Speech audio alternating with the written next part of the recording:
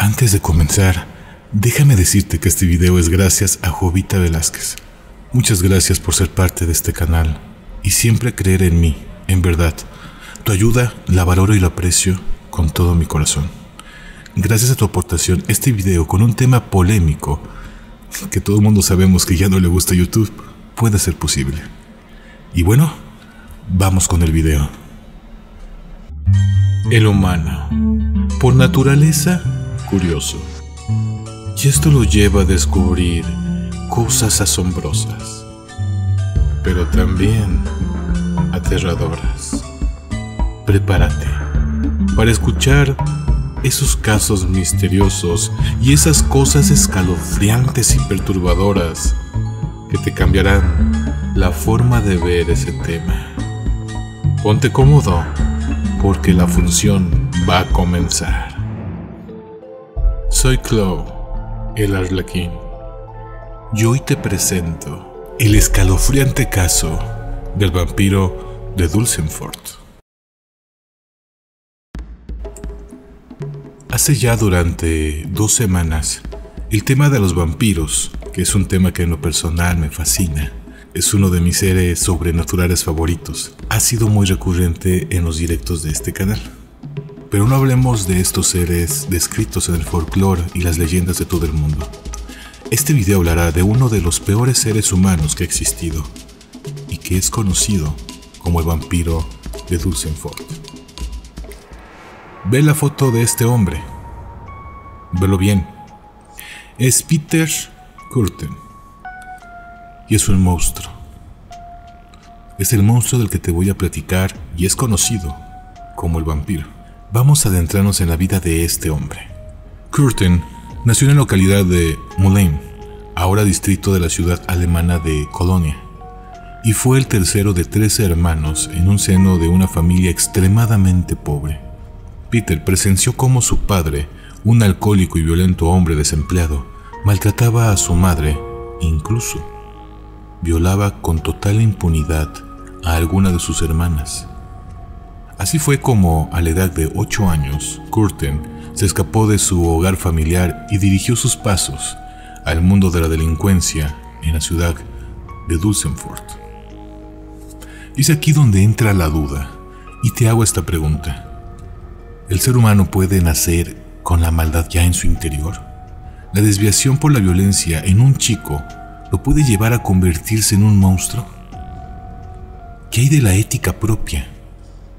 Si te lo pregunto, es porque Peter comenzó a ser un monstruo desde antes que alcanzara su primera década de vida. A los 9 años, realizaba sus primeros asesinatos cuando ahogó a 2 amigos mientras se bañaban en el Rin, uno de los ríos más importantes de Europa.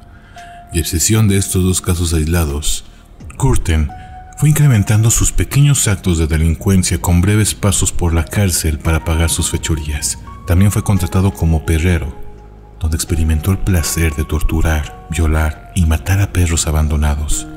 No fue el único caso en la vida de Kürten donde experimentaba experiencias sexuales y torturas a animales. La primera condena la cumplió en 1897 por robo, y así muchos más actos delincuentes que lo obligarían a pasar cerca de 20 años entre rejas. Sus violentas tendencias se fueron incrementando a medida que iba haciéndose mayor. Paralelamente, Kürten necesitaba trasladar esas experiencias sanguinarias de animales a humanos. El 13 de mayo de 1913, Kürten merodeaba una casa presuntamente vacía para robar, pero en ella se encontraba Christine Clay, una niña de 13 años que dormía en su habitación. Peter, tras comprobar que no había nadie en la casa, estranguló a la joven para terminar degollándola.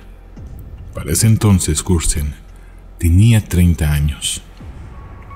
Durante la Primera Guerra Mundial, Kürten fue condenado por sus habituales delitos de hurto y agresión sexual. Preso en 1921, Kürten se trasladó a Altenburgo, donde se casó con una mujer de buena reputación, al mismo tiempo que conseguía un trabajo como chofer de camión. Para ese tiempo ya contaba con 40 años. Como la mayoría de los sádicos sexuales, Kürten parece llevar una vida normal como cualquier buen esposo. y su mujer jamás sospechó que tras un hombre tan educado y atento como su marido, podría esconderse el autor de crímenes tan sanguinarios. Entre 1925 y 1930, se sucede en la pequeña localidad alemana una serie de crímenes que estremece y sensibiliza a toda la población, similar a la que apareció en Londres en tiempos de otro conocido asesino, Jack el Destripador. A pesar de que la policía alemana contaba con métodos muy por encima de los que disponía Scotland Yard en 1888, tardaron varios años en tener alguna pista del misterioso criminal, a quien terminaron apodándolo, unos el vampiro de Düsseldorf y otros el rey del crimen sexual. Curtin tenía por costumbre el beber la sangre de sus víctimas y de matar animales cuando tenía sed. A veces se divierte incendiando las casas abandonadas, esperando ver arder a algún vagabundo que durmiese en su interior. La policía, viendo por momentos su autoridad y reputación comprometidos, llevó a cabo continuas redadas y abundantes controles rutinarios a la busca y captura del feroz asesino.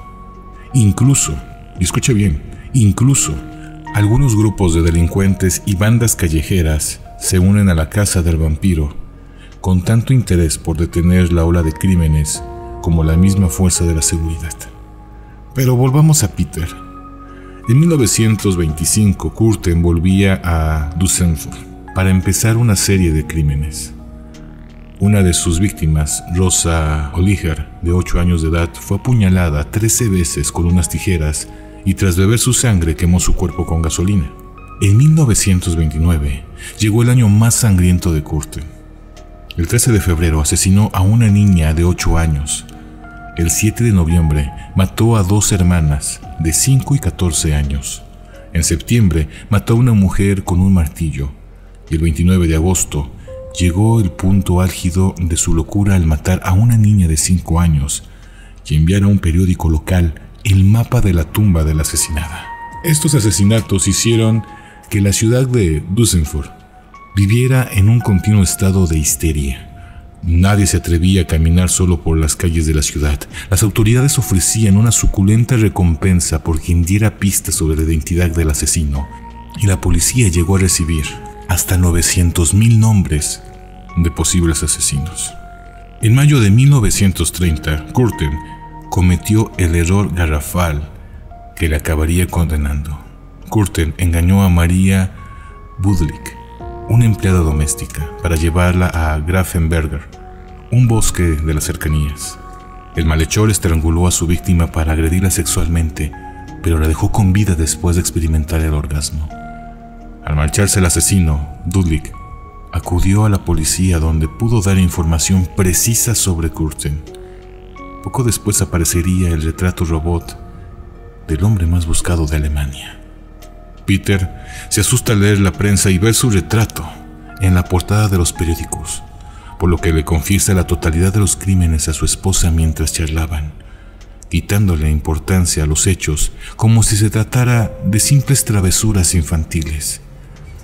La señora en un principio se desmaya de la impresión, pero finalmente, asustada y asqueada, pone las declaraciones de su marido en conocimiento de la policía, quien tuvo que poner en libertad a algunos detenidos que coincidían con la descripción del verdadero asesino. Durante el juicio, se dedicó a escribir cartas a los padres de las víctimas en las que se disculpaba de una manera muy peculiar, alegando que él necesitaba beber la sangre, lo mismo que otras personas necesitaban beber el alcohol. Pese a que esto que te voy a decir no disculpa en lo absoluto sus crímenes, lo cierto es que sí padecía de hematodipsia, una patología que consiste en obsesión compulsiva por consumir sangre bajo implicaciones sexuales. Finalmente, tras 1 hora y media de deliberación, el jurado pronunció su veredicto culpabilidad para Peter Curtin, quien fue sentenciado a 9 penas de muerte. Según las leyes de la época, era posible condenar a más de una pena de muerte. Hasta el último minuto, se creyó que iba a recurrir al veredicto para tratar de liberarse de ser decapitado, pero el asesino no apeló y guardó la calma hasta el día de la ejecución, con calma absoluta, tan solo se manifestó para pedir una última voluntad, y era que cuando lo decapitase el verdugo, le dejara escuchar durante unos minutos cómo su propia sangre goteaba al suelo. El 2 de julio de 1931, a las 6 de la mañana, en el patio de la prisión de Club-de-Put, Colonia, se cumplió su deseo. Vamos a un pequeño análisis y resumen de este asesino. ¿De dónde venía entonces esta necesidad de asesinar y a veces de beber la sangre de sus víctimas? Es el mismo Curten quien aporta la explicación. Curten era hijo de un padre alcohólico que lo había abatido a golpes desde sus primeros años. Además había sido testigo de la violación de su padre a su hermana mayor y de palizas rutinarias que propinaba a su madre. Esta realidad fue la que contemplaron sus ojos durante toda su niñez. Este patético relato explica en buena parte las cosas y, según el mismo Curten, lo absuelve de todo cargo, ya que él no es otra cosa que una víctima de la sociedad y que solo ha actuado en consecuencia. Curten defendería esta tesis hasta sus últimos instantes. A los 40 años, Curten había logrado dejar su pasado. Encontró trabajo en una empresa de camiones y se casó con una dulce y cándida muchacha que trabajaba en una cervecería. Su vida era un ejemplo de la existencia rutinaria y plena de la baja burguesía alemana. Esto al menos hasta el mes de febrero de 1929, en que algo se gatilló en la mente de este hombre. Algún oscuro comportamiento relegado en las zonas más sombrías del pensamiento se abrió dando paso a este caudal sanguinario, sino con su fatal reguero de víctimas. En la prisión, Curten se arrepintió de sus actos ante el capellán, sin renunciar nunca, eso sí, a la idea de que él era solo un producto lógico del sistema. La última noche la pasó en una larga plática con el capellán. Al parecer, su estado de ánimo era del todo reconciliatorio. No solo encontró justo este castigo, sino lo creía necesario. En la penitenciaría de la colonia, hasta donde había sido trasladado desde Düsseldorf, el condenado reconoció haberse desembarazado de las fuerzas del demonio que pugnaban en él. Peter Curten, el vampiro de Düsseldorf, se había inscrito en la lista negra de los criminales más abominables de la historia. Esos que vienen a planear una y otra vez los enigmas no resueltos de los oscuros designios que es el alma humana. Y al final, ¿tú qué piensas, Arlequín? Si bien la vida de sus primeros años fue un suplicio, la misma vida le dio una oportunidad para dejar todo eso atrás. ¿Crees que al final es un producto de su realidad? ¿O simplemente era un ser malvado? Déjame tu comentario. Y Arlequín, esto ha sido todo por ahora. Si eres nuevo viendo estos videos, te invito a que te suscribas y veas el contenido que tengo. Créeme, no te vas a arrepentir. Y si ya estás suscrito, verifica que tengas la campana de notificaciones activada. Así podrás estar enterado de cuando subo un video o cuando tenemos un directo. Mi Arlequín, si puedes y te nace, te pido tu ayuda en Patreon.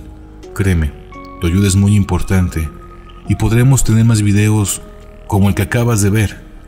Y bueno, esto ha sido todo por ahora. Soy Clow. Nos veremos en los sueños. Nos veremos en el próximo video.